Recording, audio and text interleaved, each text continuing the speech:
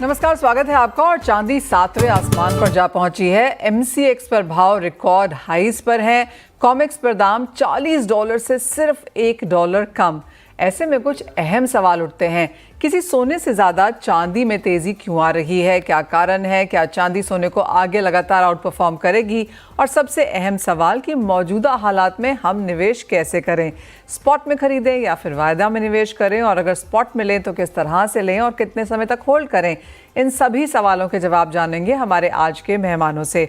हमारे साथ जुड़ रहे हैं एंजल वन के Prathamesh Mallya, SMC Global Securities से Vandana Bharti, all India gem and jewellery association domestic council के VC Avinash Gupta and Foresight Bullion India के फाउंडर विराज जदवानिया। आप सभी का कार्यक्रम में स्वागत है।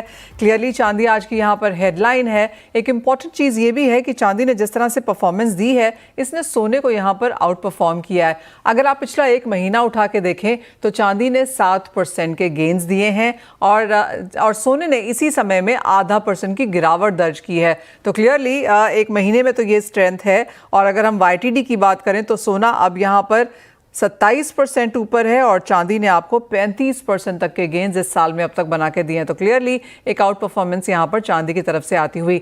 लेकिन इंडियन मार्केट्स में इसके क्या रिएक्शंस हैं वो जान लेते हैं। विराज, कैसे देख जिस तरह का रिटर्न यहाँ पर चांदी ने दिया है वहाँ सोने ने नहीं दिया और एक आउट परफॉर्मेंस हमने चांदी की तरफ से आते हुए देखी है, लेकिन कितनी सस्टेनेबल है ये जान लेते हैं। प्रथमेश, काफ़ी सारे चार्ट्स, रिपोर्ट्स और आई रिमेंबर इस साल की शुरुआत में ही आपने कहा था कि चांदी आउट परफॉर्म करेगी, कर चुकी है, लेकिन यहाँ से कितनी सस्टेनेबल है? वंदना, आपकी क्या सेंस है? किस तरह के सपोर्ट लेवल्स देखती हैं और इस साल के अंत तक के क्या टारगेट्स हैं? जी मनीषा, मुझे लग रहा है कि मैं भी यहाँ पे प्रथमेश से अग्री कर रही हूँ। मुझे लग रहा है कि 3 जो कैंडल्स अभी बने हैं ये बहुत स्ट्रॉन्ग कैंडल्स है। $37 ऑनवर्ड्स हम लोगों ने एक ब्रेकआउट आता हुआ देखा था। एमसीएक्स पे मुझे लग रहा है कि 1,07,000 1,05,000 का वाला जो जोन है वो जोन एक्चुअल में एक वैल्यू बाइंग वहां पे हो सकती है। अगर ईयर एंड की बात करें तो मुझे लग रहा है कि ऑप्शन में अगर कॉन्सेंट्रेशन देखा जाए CME पे तो $45 और नेक्स्ट $50 भी यहाँ पे बन रहा है। लेकिन एक रियलिस्टिक टारगेट लेके चलेंगे कि $45 तक यहाँ पे चांदी आ सकती है 2025 में।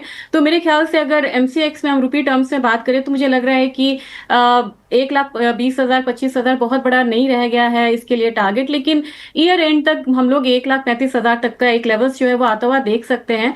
इस बार मुझे लग रहा है कि बहुत बड़ा यहाँ पे हम लोग मैसिव शार्प फॉल नहीं शायद देखे चांदी में, क्योंकि इसने अपना एक बेस बनाया है इंडस्ट्रियल डिमांड का। और it was not all about supply shocks जैसे क्रूड में हम लोगों ने देखा था कि $80 के बाद वो $64 आया है।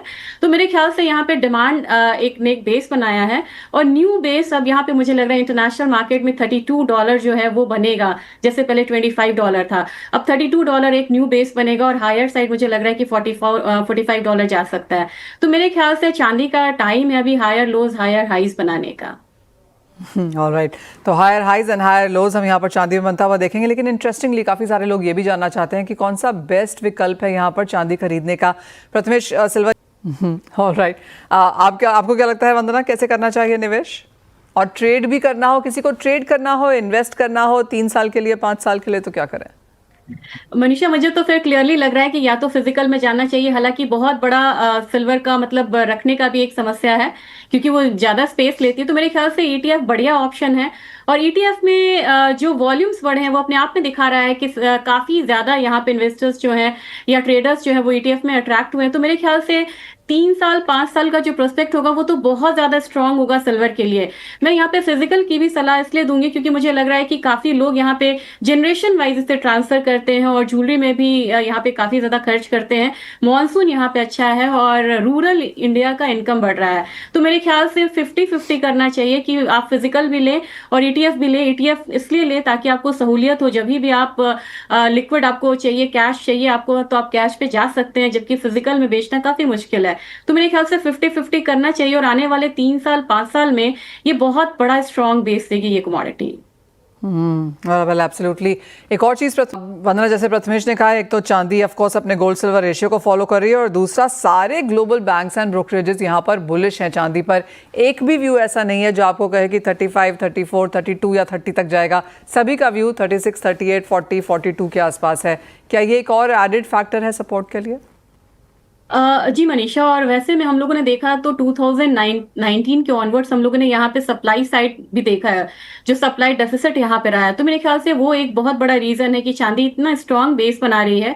और गोल्ड सिल्वर रेशियो में मुझे लग रहा है कि एक बारी 80:1 पे आके हो सकता है कि रुके यहाँ पे और अभी आउट परफॉर्म करती रहे। और मुझे लग रहा है कि इस बार जो इंडस्ट्रियल डिमांड है, जैसे एआई में है, फोटोवोल्टाइक है, ये सारे जो इंडस्ट्रियल डिमांड है, मुझे नहीं लग रहा कि ये बहुत ज्यादा इन्फ्लुएंस होंगे। थोड़ा सा यहाँ पे टैरिफ का समस्या है, और ये जैसे थोड़ा सा यहाँ पे क्लैरिटी आती है तो मुझे लग रहा है कि अगेन एक स्टेबल बेस मिलेगा चांदी को, क्योंकि इस बार जो इंडस्ट्रियल डिमांड है ये बहुत अग्रेसिव होके आने वाला है। वेल एब्सोल्युटली, इंडस्ट्रियल डिमांड एक इंपॉर्टेंट चीज़ है यहाँ पर, जिसका पूरा फायदा हमने यहाँ पर चांदी को उठाता हुआ देखा है। जो सिल्वर इंस्टीट्यूट की रिपोर्ट है वो कहती है कि ये 5वां साल है जब चांदी डेफिसिट में है, और ये चौथा ऐसा साल है जब इंडस्ट्रियल डिमांड यहाँ पर रिकॉर्ड हाइस पे होगी, और उसी का फायदा यहाँ पर चांदी के बुल्स ने उठाया भी है। प्रथमेश, वंदना, आपका क्या सेंस है? मनीषा, मैं भी सिल्वर के साथ जाना चाहूंगी। मुझे लग रहा है कि गोल्ड तो बहुत करेक्शन का मौका नहीं देगा। चांदी में हो सकता है कि एक बार हम $35 तक का जो लेवल है 35-36 देखने को मिले, थोड़ा टाइम लगेगा। और एमसीएक्स में भी मुझे लग रहा है कि थोड़ा सा करेक्शन देखने को मिलेगा, जो गोल्ड में फिलहाल अनलाइकली है। दूसरी चीज यह है कि लॉन्ग टर्म में मुझे चांदी इसलिए प्रेफरेबल लग रही है क्योंकि जैसे निकल में सब्स्टिट्यूट निकल के आया था और निकल का क्रैश आया, चांदी और कॉपर दो ऐसी कमोडिटी हैं जिसमें सब्स्टिट्यूट की बात अभी फिलहाल नहीं हो रही है। तो मुझे लग रहा है कि सब्स्टिट्यूट के अभाव में ये दो कमोडिटी अभी हम यहाँ पे शाइन ही करेगी। तो I will go with silver. Alright, तो दोनों ही एक्सपर्ट्स यहाँ पर चांदी खरीदने की राय देते हैं। 1,05,000 1,07,000 के आसपास करेक्शन आए तो अच्छे से खरीद लीजिए, और ऊपर में जैसे कि दोनों ही एक्सपर्ट्स ने कहा भी है कि 1,25,000 1,35,000 तक हम यहाँ पर चांदी के प्राइसेस इस साल के अंत तक जाता हुआ देख सकते हैं। तो अगर आपने नहीं लिया है, करेक्शंस का, डिप्स का वेट कर सकते हैं, और अभी भी चांदी अपने पोर्टफोलियो में ऐड की जा सकती है, जो कि रिकॉर्ड हाइस पर फिलहाल आज कारोबार करती हुई नजर आई है। बहुत शुक्रिया प्रथमेश, वंदना, आप दोनों का ही साथ जुड़ने के लिए और वो बहुत सटीक राय हमारे व्यूअर्स के साथ शेयर भी करने के लिए। इसी के साथ मुझे दीजिए इजाज़त। फिलहाल इस कार्यक्रम में इतना ही समय है, आएंगे तो लेकर आएंगे आवाज़ समाचार।